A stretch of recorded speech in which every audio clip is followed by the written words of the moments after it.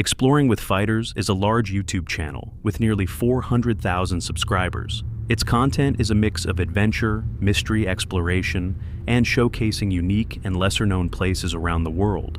In this video, a man named Dan, along with a group of his teammates, decides to explore an old abandoned asylum in Wales. At the beginning of the video, they explain that the location is known for its dark history, with rumors about a man who roams the area, someone extremely aggressive who is said to always carry a shotgun.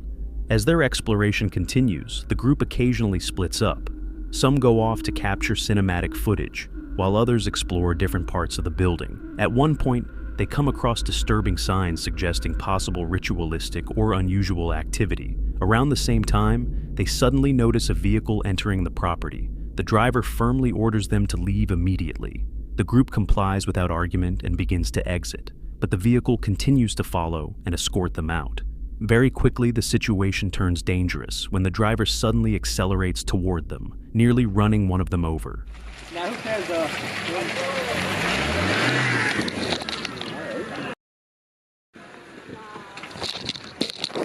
No, don't.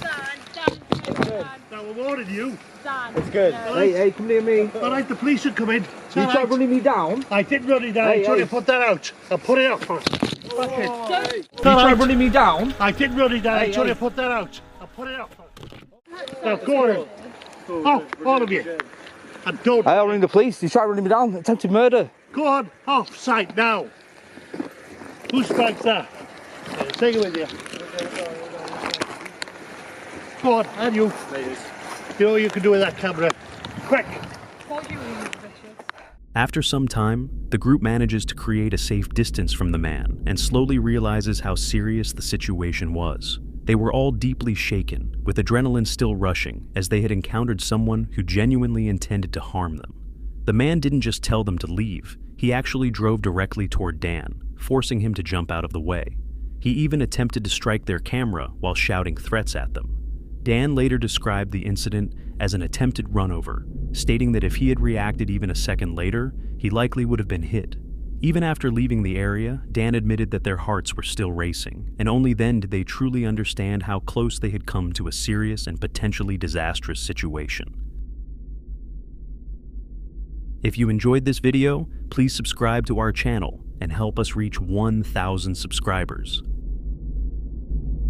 In February 2026, a video was published on the YouTube channel Urbex Hill that quickly attracted a lot of attention. In the video, Chris traveled to Cleveland, Ohio to explore several abandoned buildings. His main goal that day was to capture footage of a historic house known as the Dow House, along with two other deserted buildings nearby, located on Euclid Street. The building had originally been constructed as a place for travelers to stay. However, over the years, it became severely damaged and was eventually considered unsafe. When Chris entered the first building, he immediately felt something strange. The atmosphere was heavy, almost as if it was warning him to be cautious. Unusual sounds echoed through the space, making him think that perhaps someone else might be there. Despite this uneasy feeling, he mostly encountered decayed and abandoned items and found no clear signs of any paranormal activity. After a few minutes, he decided to leave the building and move on to the next abandoned house. Upon entering the second building, the feeling was completely different. This time, it no longer felt like simply exploring a historic location. It felt more like stepping into a place that might still be inhabited. The environment was tense and unsettling. As he moved further inside, he noticed items that appeared to have been used recently, strengthening the suspicion that the place was still occupied. How fresh this bed looks. It's kind of strange.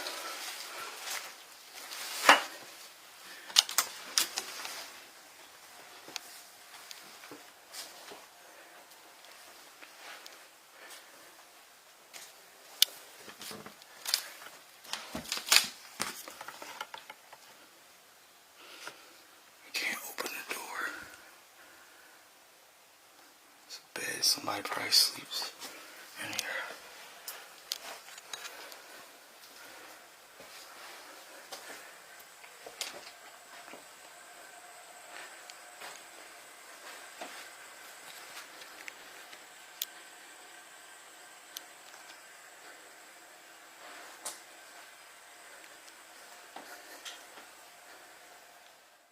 He moved carefully and quietly through the rooms, as he suspected he might encounter someone at any moment.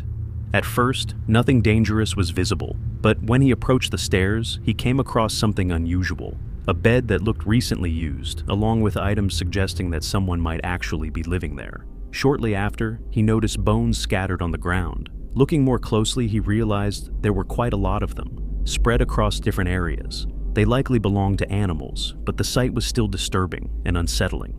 On the upper floor, he found even more bones, though it was unclear whether this was something natural or if someone had intentionally placed them there. These situations made him feel uneasy and anxious, yet he continued his exploration. In one of the rooms, a very foul smell caught his attention. Upon further inspection, he discovered a dead animal, most likely a dog. This explained the strong and unpleasant odor. After this discovery, he decided not to stay in the building any longer. He mentioned that bones were visible everywhere and were probably from animals. He even chose to avoid checking the basement, as he felt an even greater sense of danger there. Oh my God. That scared out of me. Oh, it's a dog.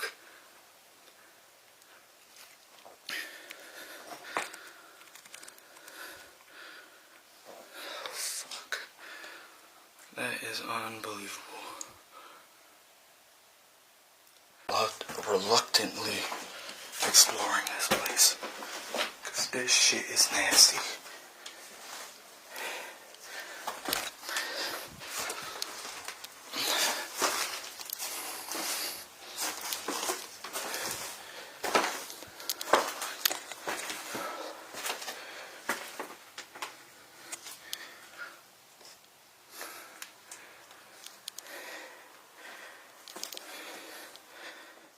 Afterward, he headed toward the third abandoned building.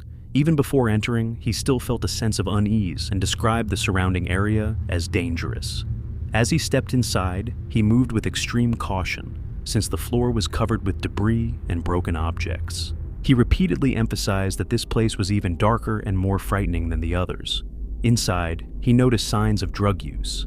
The smell of cigarette smoke lingered in the air, making it clear that the place was still being used by some people. Trash and evidence of temporary living suggested that it might be occupied by homeless individuals or possibly even dangerous people. At this point, his instincts were warning him to leave.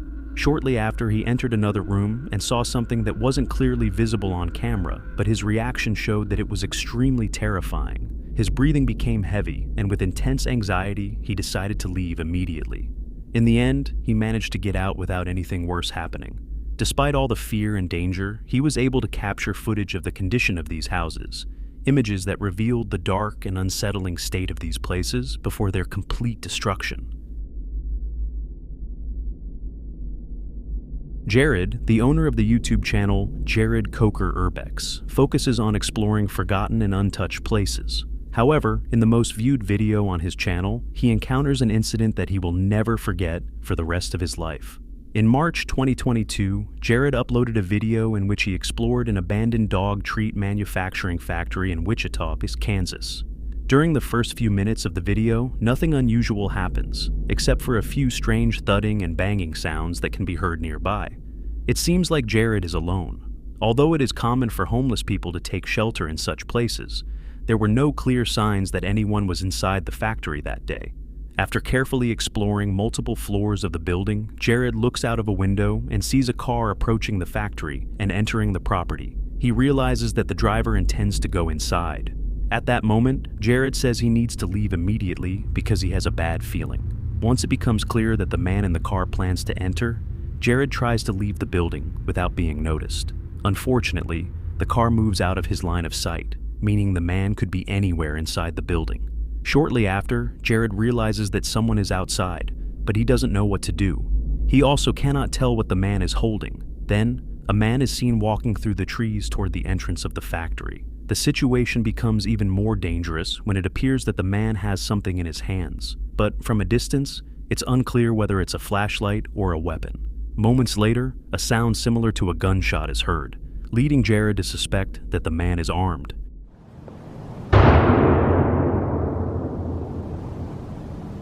Oh my God. Was that a gunshot? I think it was. He had something in his hand too. It must have been a gun.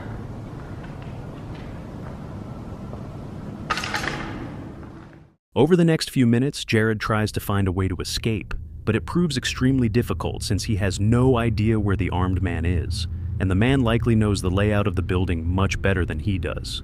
Just when it seems like Jared is about to get out unnoticed, the man suddenly appears, stops him, and threatens him.